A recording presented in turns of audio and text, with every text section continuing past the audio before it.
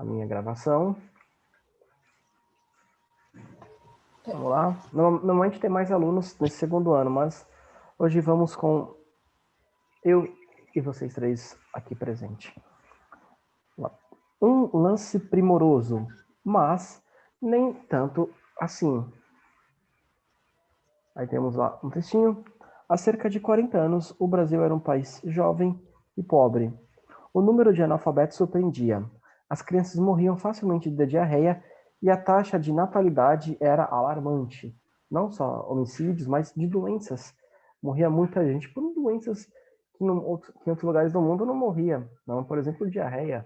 Morrer por causa disso. Hoje, em 2020, pensa, cara, morreu por causa disso, pelo amor de Deus. Nossa, como é que pode? De lá para cá, as cidades cresceram e o processo de industrialização se acelerou, criando empregos e perspectivas de tempos mais promissores. Apesar disso, o Brasil se manteve como um dos países mais desiguais do mundo. Porque apesar do crescimento que o Brasil teve nas últimas décadas, se vocês perguntarem para os pais, avós, tios, pessoas mais velhas da família de vocês, se era fácil conseguir emprego nos anos 70, 80, eles vão dizer que eram. É muito fácil, até adolescente trabalhava. Eu já vi casos na minha família, creio que na família de vocês também. Pessoa começou trabalhando com 12, 13 anos, bateu 40, 50 e se aposentou. Cara, mas já? Trabalhou 35 anos lá, de boa, e já se aposentou. Era fácil conseguir emprego, você não precisava nem ler. Entrava qualquer um nas fábricas. Tinha muita fábrica, muito emprego, não tinha tanta mão de obra, não tinha tanta exigência, então era fácil. Só que esse crescimento não se manteve. Houve inflação, houve problemas políticos, sociais, o governo quis controlar preço das coisas. Os pais e os avós de vocês podem confirmar. As coisas aumentavam do dia para a noite. Se ia como no mercado comprar algo, ia pegar, sei lá, um leite. Ah, tá 2,70 cruzados. Viu o cara, pumba, 3 cruzados. Se passasse meia hora, 3,10 cruzados. E assim ia, tudo aumentando da noite pro dia. Era muito caro. Por isso que o Brasil cresceu, claro, mas não foi um crescimento próspero, livre, sem turbulências. É só pegar a história da Brasil República. Se a gente fizer uma análise da linha do tempo, é só crise, suicídio, golpe, crise, polêmica, renúncia, impeachment, cara preso. Dificilmente você pega a história do Brasil República se você tem 5, 10 anos de tranquilidade. É muito raro. É um acontecimento atrás do outro. Continuando, o censo de 2010, realizado pelo IBGE, mostrou, no entanto, outro país. A economia cresceu, a classe média tornou-se expressiva, a taxa de natalidade e o crescimento populacional caíram, a taxa de mortalidade infantil foi reduzida, a saúde pública apresentou melhorias e boa parte da população consegue adquirir bens que há 40 anos seriam inacessíveis. Isso se deve muito ao fato dos anos 2000 nós não termos tido crise mundial, exceto a que começou em 2008 nos Estados Unidos. O mundo estava bem, não haviam guerras, havia acabado a Guerra Fria, países haviam se redemocratizado, a abertura do comércio, China estava crescendo demais, crescia 10, 12, 15% ao ano, comprava muito do Brasil. O Brasil vendia muito commodities, que é as coisas básicas, plantáveis, comercializava com o mundo inteiro. Então, o Brasil passou por momentos bons, sem turbulência, sem crise nos anos 2000. Não teve nenhuma. Por mais que tenhamos a crise do mensalão, tivéssemos, o PT conseguiu reeleger Lula, eleger e reeleger Dilma, ou seja, que a economia estava boa, o mundo estava bem. O brasileiro melhorou de vida, graças ao capitalismo de uma parte que proporcionou produtos melhores, mais baratos, e assim as pessoas puderam comprar graças à concorrência, e o mundo também que estava numa boa. Os problemas passaram a ser outros: atender aos idosos, controlar a violência nos grandes centros urbanos e melhorar a administração pública. O analfabetismo caiu, porém as escolas ainda não conseguem proporcionar aos jovens a formação adequada, isso as públicas, que as particulares é outro nível. Infelizmente, essa é a nossa realidade de quem paga imposto e não tem serviço de saúde, segurança, educação. E o que precisar de governo no Brasil, você não tem. É batata. Ah, preciso daqui. Não tem. Ah, não tem. O governo só te pega imposto e não retribui. Hoje é uma formação adequada, pois o que se verifica hoje é outro tipo de analfabeto, o funcional, que não consegue entender o que lê. Ou seja, ele lê e sabe a ligação das palavras, lê com A, C com A, só que ele não consegue explicar aquilo que ele leu. Se ele lê algo, ele não consegue explicar. Tá, explique. O que você entendeu? Não entendi. Isso acontece muito no Brasil. Os custos das políticas sociais também pesam e estrangulam os setores públicos. São esses os desafios e os problemas a serem enfrentados por um país emergente como o Brasil. E aqui temos duas imagens, uma casa no campo, uma casa bem simples, de bloco, alvenaria, uma parte, outra não. E depois, ali, aqui parece ser. Aqui está escrito. A associação entre a miséria e o luxo demonstra as condições de avanços entre os locais da região nordeste do país. À esquerda, a casa de sertanejo na cidade de Flores, em Pernambuco, no ano de 2010. À direita, os edifícios na orla das praias de Mucuripe e Iracema, em Fortaleza, no Ceará. Ou seja, no próprio Nordeste, temos uma capital, Ceará, Fortaleza, a capital do Ceará, ó, quantos prédios, quanta coisa boa, etc. E no interior já uma casa bem simples, bem rústica, sem o luxo, sem o conforto. E aí mostra a contradição. Atender aos idosos é algo que a maioria, para não dizer todos os países, estão tendo que ter esse problema, essa questão. Porque até pouco tempo atrás, vivia-se até 40, 50 anos. A expectativa de vida aumentou muito no século XX. Aumentou a questão de décadas. Até nossos avós e gerações anteriores, as pessoas pensavam, não, vou casar cedo, ter filhos para eles se criarem, porque quando eu tiver 40, 50 anos e eu for morrer, que é o que eu posso viver, eles vão estar feitos na vida. Tanto que a lei brasileira, que permite até 30 anos de cadeia, se deve ao fato que na época que foi feita lá no começo do século XX, foi feita pensando no seguinte, quem comete um crime tem seus 20 e poucos anos. Se a gente dá 30 anos de cadeia, o cara vai ficar na cadeia até os 50, vai morrer, porque ninguém vive mais do que isso, e vamos ser uma prisão perpétua de maneira disfarçada. Mas, infelizmente, a expectativa subiu demais. Depois, controla a violência nos grandes centros urbanos. Isso é batata. A gente percebe no nosso dia a dia quantos roubos, homicídios acontecem, por uma série de questões, como leis que são do começo do século, punição que não existe, a pessoa rouba, mata, enfim, nada acontece. Infelizmente, tem muito disso. E o último, melhorar a administração pública. Isso daí é porque o Brasil é diferente dos Estados Unidos, onde muita coisa aqui no Brasil é do governo federal que decide. Já lá nos Estados Unidos, os governos municipais e estaduais têm um poder maior, de decisão. Tem estado americano que permite a prisão perpétua, tem estado que não, tem estado que permite a pena de morte, tem estado que não. A polícia, ela é municipal nos Estados Unidos, é o prefeito que controla. Aqui já é o estado. E a nossa Constituição é a federal, a estadual só complementa, ela pode pegar uma lei existente e acrescentar itens. A lei estadual não pode pegar a Constituição Federal e modificar. Basicamente, tudo da saúde, da segurança e educação é sempre o governo federal que controla. A questão da segurança pública em anos de eleição que a gente está. O prefeito não pode fazer muito, os candidatos não podem prometer muito, porque a polícia civil que investiga e a militar que patrulha para tentar evitar os crimes são de competência do governador. Ele só pode usar a GCM, que do ponto de vista legal serve para proteger o patrimônio público.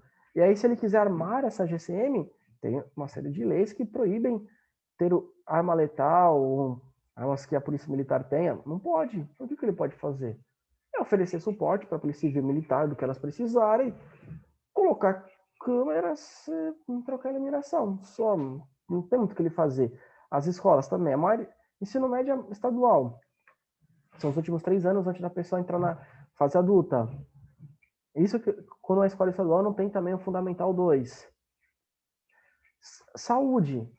UPA, um programa do governo federal. Não tem muito o que fazer. SAMU, programa do governo federal. Ou seja, algo que já vem. Você não pode controlar muito. Você vai só administrar. O prefeito, então, não tem muito poder de decisão. Ele não pode fazer o que ele bem entender. E aí dificulta, porque é o prefeito que sabe, na teoria, os problemas da cidade. E quando é o prefeito que administra e tem mais poder, facilita para a população cobrar.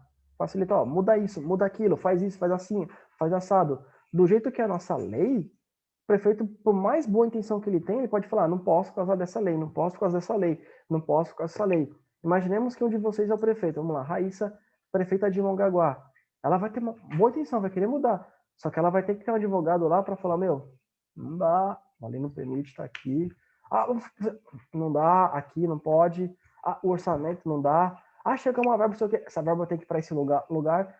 Fica meio que de mãos amarradas, porque não tem do que fazer. E quando a população não pode cobrar do prefeito, o prefeito tem uma desculpa para tudo, você facilita pro político que é carreirista, pro político que não quer nada com nada, porque ele pega, não vou fazer mesmo, vou só ficar aqui de boa, ganhando meu dinheiro, tô nem aí, se alguém reclamar, eu mostro aqui.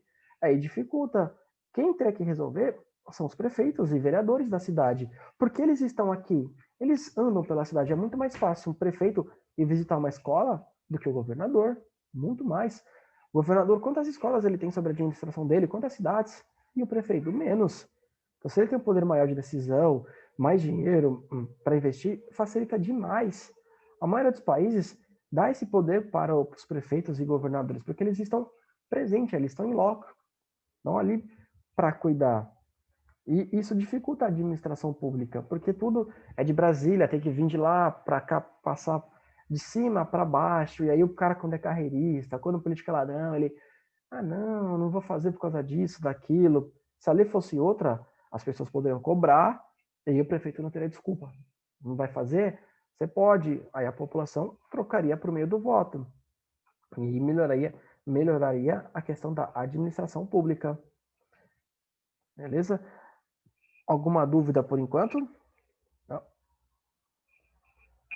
Beleza, vamos continuar a aula. Aqui a gente viu duas imagens do Nordeste que chocam bastante, né?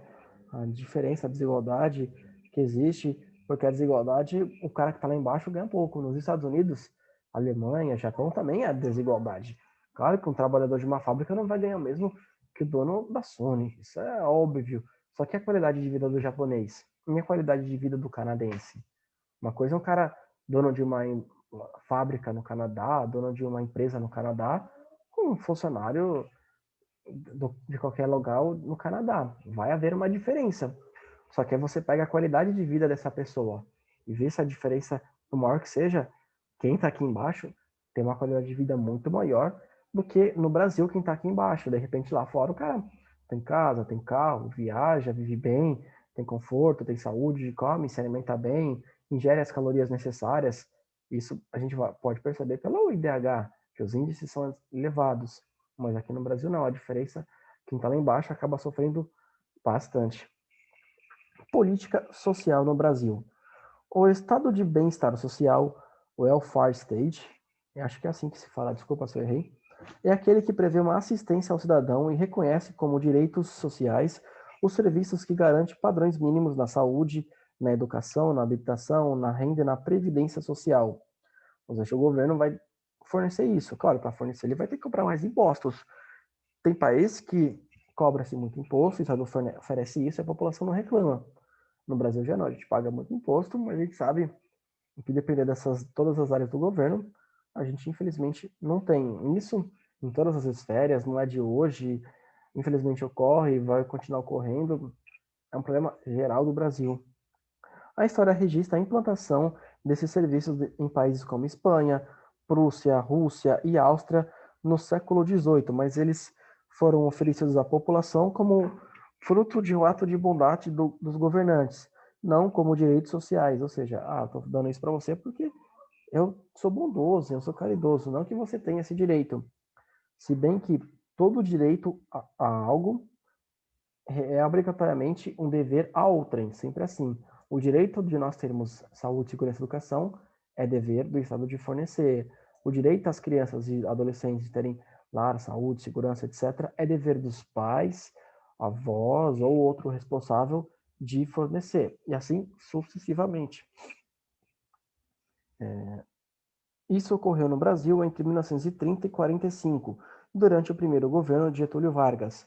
Nasceu em 1882 e faleceu em 1954, vítima de suicídio, quando foram instituídas as leis trabalhistas.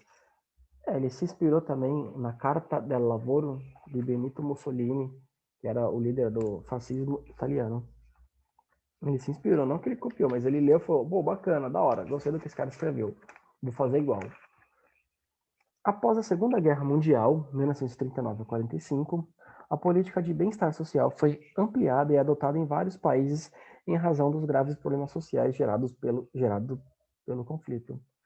Com a adoção dessas políticas, verificou-se também a forte presença do Estado na economia, a fim de recuperar a produção e a oferta de emprego e reduzir as desigualdades sociais.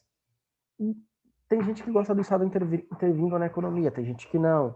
E aí tem gente que acha um meio termo.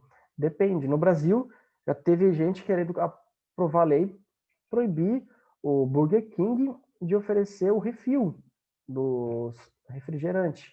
Porque fala, não, vai ocasionar problemas à saúde, e aí o SUS vai ter um gasto maior, então vamos proibir. Tem gente que acha que isso não tem que ser implementado. Não, deixa quem quer vender, vender, quem quer comprar, compra, cada um cuida da sua saúde. Os saleiros foram proibidos por causa da saúde. Isso é uma forma de interferência no Estado. Outra é obrigar a ter o salário mínimo. Tem países que isso não ocorre, como os Estados Unidos.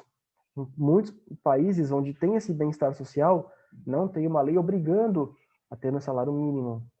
As pessoas pagam, têm muito emprego, não tem tanta mão de obra assim, tem uma questão cultural de pagar bem para a pessoa,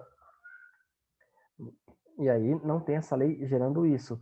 Ou então, talvez o Estado intervindo, emprestando dinheiro através de uma empresa, de um banco nacional, banco do governo, pega esse lucro e aí empresta para os empresários com juros bem mais baixos que o mercado. O empresário pega esse dinheiro, vai comprar matéria-prima, material, alugar, contratar funcionário, e aí, com o passar do tempo, ele vai ter o lucro, vai pagar do próprio bolso funcionário, os custos, e pagando ao governo. Tem gente que acha que isso é uma boa, tem gente que acha que não, enfim, mas são diferentes situações onde o Estado intervém na economia, seja criando um salário mínimo, seja criando as leis, as obrigações do patrão para com o empregado, porque o direito do empregado a ter esses benefícios é dever do patrão de fornecer. Tem gente que fala, se não fosse isso, o patrão não fornecia, ia pagar menos e abusar mais.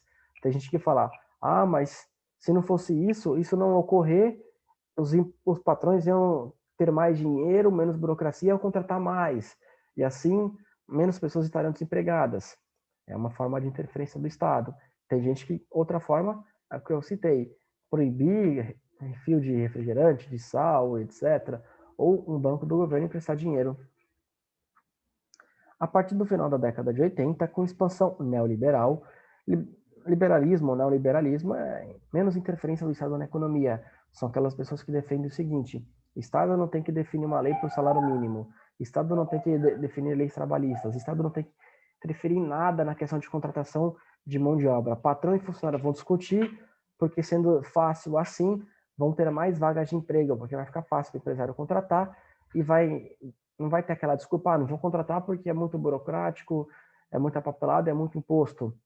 Não tem que ter uma lei controlando o que pode e o que não pode ser vendido. Graças à concorrência, as fábricas vão querer e as lojas vender mais barato, oferecer um produto melhor, porque se não fizer, a concorrente faça. Enfim, são esses quesitos, mais ou menos, neoliberalismo, de liberdade do ponto de vista econômico. Sem o governo definir absolutamente nada.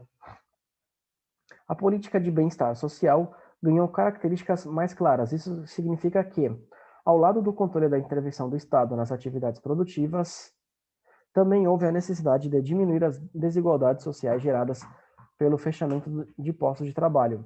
Assim, optou-se por uma estrutura de Estado que possibilitasse liberdade para ganhos e busca de lucros, mas também a criação de programas sociais que evitassem a formação de abismos que geram desestabilização para o capitalismo e a democracia. Ou seja, como a Noruega, a Finlândia, a Dinamarca, outro país lá, perdão, Finlândia, Noruega, Dinamarca, Escócia, se não estiver equivocado, são países onde o Estado não intervém na economia. Não cria uma lei com salário mínimo, não cria uma lei obrigando a pagar o 13º, FGTS, Previdência e etc. Isso patrão e funcionário vai discutir de maneira individual. Eles cobram muitos impostos, tanto quando você compra o produto, quanto dos empresários, quanto na fonte, na tua folha de pagamento. Porém, o que eles oferecem é uma assistência financeira para quem está desempregado, que o governo ajuda.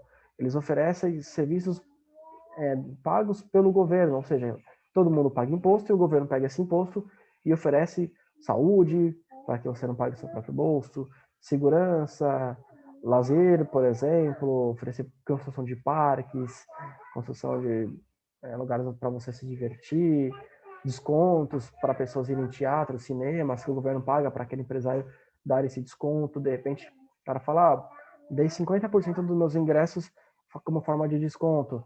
E aí o governo paga para aquele patrão que ofereceu esse desconto. Tá no negócio azul. É uma forma do Estado intervir na economia, gerando bem-estar social. O empresário fala, tô fazendo uma peça de teatro. Aí o empresário pega dinheiro do governo e aí cobra ingresso mais barato, oferece gratuidade para quem é de baixa renda, para quem é estudante. É assim que ocorre, por exemplo, no Brasil, quando você vê meia tarifa, desconto, etc. Ou o empresário ele vai cobrar mais dos outros, ou ele vai receber dinheiro do governo, visando uma política de bem-estar social, facilitar para quem não tem condição, mas isso tem um preço. Não tem almoço grátis, dizia um economista. No have free lunch, não tem almoço grátis. Milton Friedman dizia isso. E é uma das políticas de bem-estar social. O governo ofereceu o básico e querer oferecer além disso, mas tem um custo. E é isso. Você mantém o capitalismo, as pessoas com direito ao seu lucro, o Estado não vai querer controlar o que se produz, o que se planta, que animal se cria, o que as fábricas vão produzir, vão comercializar, o que as lojas vão vender, o Estado não vai querer controlar nada disso. Ele vai deixar na mão da economia, nem leis, etc., brigando o salário mínimo. O que ele vai é cobrar muito imposto das pessoas para poder repassar isso. Em alguns países, como esses que eu citei da Europa, eles tiram dos políticos para poder ter isso. É diferente do Brasil, que cobra muito imposto e tira do povo para poder não dar para a população. Alguma dúvida por enquanto? Não? Nope. Carregando. Beleza, continuando aqui. O plano real, estabilidade econômica e problemas sociais. Conforme eu comentei com vocês, nos anos 70 e 80 a inflação era muito alta. Pode perguntar para os pais de vocês, os avós, eles devem ter esse medo também disso ocorrer. Minha mãe teve esse medo, porque as coisas aumentavam do dia para a noite.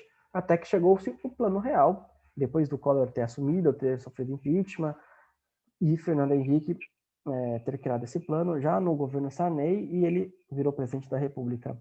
O Brasil nunca estruturou uma política de bem-estar social semelhante a países de ponta do capitalismo mundial. É o que eu acabei de falar. Enquanto aqueles países tem deputados que vivem em kitnets, que não tem assessor, que não tem carro, quando muito recebe do governo um ticket para pagar metrô, ônibus, ainda a população acha ruim, e o governo pega esse montão de dinheiro que cobrou de impostos e aí gera para a população. No Brasil, não.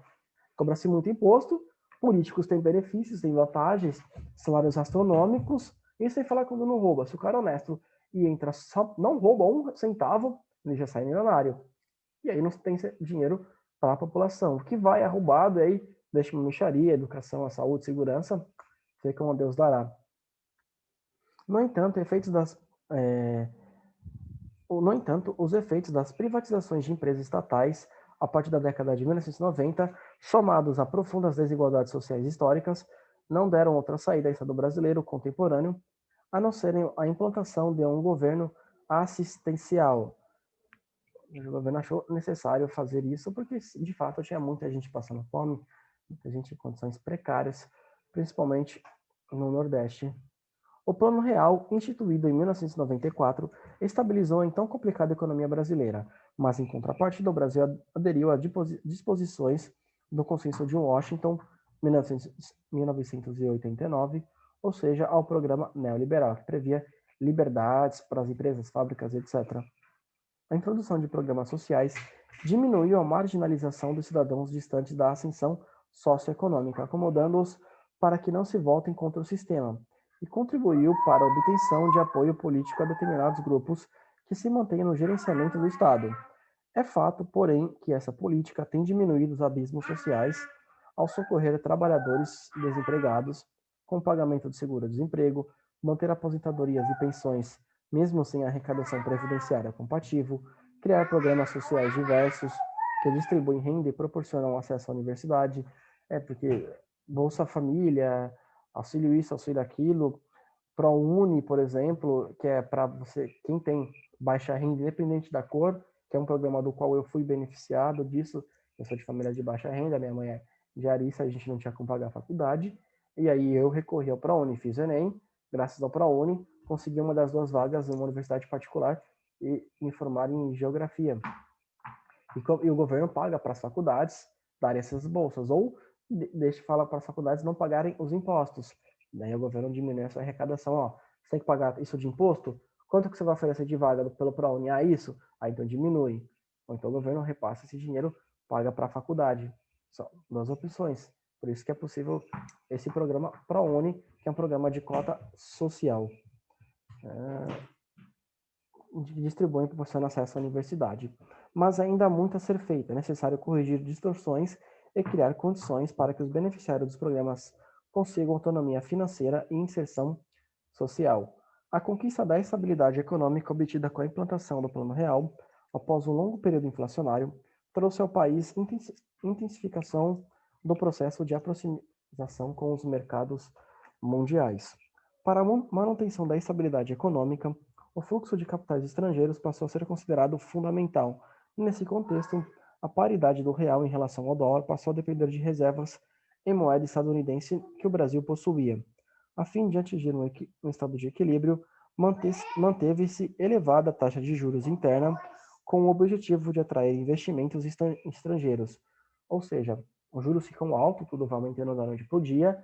Para quê? Para que os empresários, quem tem muito dinheiro, olha, vou investir no Brasil, porque lá como os juros são altos, se eu colocar um dinheiro lá, vai me render bastante, e aí o dólar e o real, como vai ter muito dólar no Brasil, vai ficar em um pé de igualdade, ou seja, a população paga. Se tudo aumentando muito do dia para a noite, porém o real e o dólar ficam equiparados e há muito investimento e geração de emprego. E aí se você diminui muito esses juros, tudo bem, o pobre não vai, as coisas não vão aumentar para ele do dia para a noite, só que os empresários, quem tem muito dinheiro, não vai deixar de investir no Brasil, porque eles vão preferir investir em outros países e aí diminui a possibilidade de empregos, investimentos aqui com fábricas, empresas e etc. Então, é uma faca de 2 gumes. Eleva os juros para o pobre até as coisas aumentar do dia para a noite, ou você baixa os juros e aí o pobre não vai ter as coisas aumentadas muito de um ano para outro, mas e com relação à questão de empregos? Investimento externo que vai gerar emprego com fábricas, lojas, empresas, etc. É sempre uma faca de 2 gumes. Não é fácil chegar a um consenso em quantas coisas vão aumentar e o quanto isso vai permitir ou não permitir investimento externo. Para manutenção, essa política, na antepenúltima linha, entretanto, encareceu o capital interno, além de tornar o país suscetível e vulnerável ao capital especulativo. Ou seja, tudo vai aumentar do dia para a noite, a população vai cada vez mais perder um poder de compra, e aí vai ficar aquela coisa, aumenta os juros que eu invisto mais, aumenta os juros que eu invisto mais. Se diminuir os juros, eu tiro meu dinheiro. Fica essa especulação. Outro ponto a destacar da política associativa entre juros internos altos e privatização de estatais foi o consciente processo concentrador de rendas. Graças a esse processo, uma pequena parcela da população saiu beneficiada, enquanto a maioria permaneceu desassistida. Teve aquela coisa da disparidade, mas também tem uma coisa, o serviço de telefone melhorou. Hoje em dia é muito mais fácil ter uma linha fixa ou um celular. Antigamente você era quase um patrimônio, era muito difícil, tinha que pedir, torcer, tocar tabaco, fazer sinal de fumaça, dança. Era difícil você ter uma linha telefônica nos anos 90. Os pais, os avós de vocês vão confirmar isso. Entre 95 e 2002, durante o governo FHC, no PSDB, a dívida interna do Brasil saltou de 154 bilhões de reais para 881 bilhões de reais. Essa dívida interna, quanto que o Brasil ganha e arrecada. A dívida externa, de 145 bilhões de dólares para 240 bilhões de dólares. O crescimento médio do PIB foi de 2,2% ao ano. As transações do país com o exterior apresentaram um déficit de 200 bilhões, ou seja, o Brasil compra mais as empresárias, uma diferença de 200 bilhões, ou seja, eles entram aqui no país 400 bilhões, a gente exporta 200, mais ou menos uma conta assim por cima. Com o resultado desse déficit, em 2002 o Brasil precisou recorrer ao empréstimo do FMI com cerca de 20 bilhões de dólares. Talvez o maior erro dos tecnocratas neoliberais dos Ministérios Econômicos e Banco Central tenha sido acreditar que, havendo estabilidade monetária, rigor fiscal e não intervenção do Estado na economia, ocorreria um desenvolvimento econômico. Houve crescimento, mas principalmente das instituições bancárias e das empresas transnacionais. É que aí também tem aquela coisa, se o juros ficou elevado, a população vai perder o poder de compra, os salários não vão aumentar nessa mesma proporção. E aí a população perdendo o poder de compra, vai deixar de comprar TV, rádio, videogames, aparelhos eletrônicos, consumir no comércio, etc. E em cada um desses locais que tinham um valor alto, vai diminuir a sua arrecadação, vai demitir, não vai contratar. E aí vira o efeito cascata. A população não pode perder o poder de compra. Porque se ela perde, ela deixa de consumir. A gente também. Se a gente tem um salário, a gente diminui esse salário, a gente vai cortar o luxo, o lazer, etc. Vai focar só no básico. Isso é batata. Quando os juros são elevados, tudo aumenta do dia para a noite, o salário não aumenta na mesma proporção, a população perde o poder de compra, e aí as coisas, as lojas, as fábricas vão deixar de vender, vão deixar de consumir, de contratar, vão demitir, vai gerar uma crise com muitos desempregados, pessoas precisando de assistência social. O baixo resultado do desempenho econômico teve repercussão social. Entre 95 e 2002, a taxa de desemprego atingiu 12,9% da população economicamente ativa. A população das favelas cresceu 2 vezes mais rápida que a população absoluta. A violência urbana explodiu e o rendimento salarial médio da população das grandes cidades recuou. A violência subiu por causa das leis, que são bem fracas. Porque tem pobre que é honesto e tem rico que é picareta. Se fosse assim, não teria político ladrão, que eles ganham barbaridades. Nesse cenário, apesar da estabilização econômica, programas de inclusão social e assistencial foram criados com o propósito de transferir recursos financeiros a famílias menos favorecidas. Alguma dúvida aqui por enquanto? Não? A aula está acabando, eu gostaria de poder explicar mais essa questão de o quanto os juros aumentando, a população perde poder de compra. Mas pena que só tem um minutinho. Mas é basicamente isso. Se os juros são elevados, tudo vai aumentando muito de um ano para outro, de um mês para outro, vão ter investimentos, porque as pessoas, os caras vão querer investir dinheiro no Brasil, porque os juros vão ser elevados e vai possibilitar ganho para eles. Só que tem um porém. Se tudo aumenta, a TV aumenta muito, o rádio, a comida, a roupa, o tênis, tudo que você compra aumenta muito, seu salário não vai aumentar nessa mesma proporção. E aí você vai deixar de consumir. Você vai no mercado, gastava um valor, aí você vai no outro mês um pouquinho, aí 2 anos depois você gasta mais. E aí o que vai acontecer? Você vai comprar menos tênis, menos roupa, menos CDs, menos locais para comer e etc. Aí pense isso em nível Brasil. Cada loja, cada empresa que vende comida, etc., ganhando menos. Eles não vão contratar mais se não tem uma demanda maior. A demanda é menor, eles vão deixar de contratar só em épocas assim, que tem um movimento maior, e vão acabar demitindo. Aí essas pessoas que trabalhavam nesses locais, que consumiam também, que contribuíam para o mercado, para a ótica, para açougue, padaria, etc., vão poder, ainda mais, ter poder de compra, não vão ter o dinheiro para comprar. E aí vão ter milhões de desempregados e a economia vai entrar em colapso. Isso é o grande X da questão de deixar os juros altos. Beleza? Deu para entender? Eu explico mais isso daí na próxima aula. Agradeço a participação. Tchau, tchau. Até logo mais. Tchau, professor.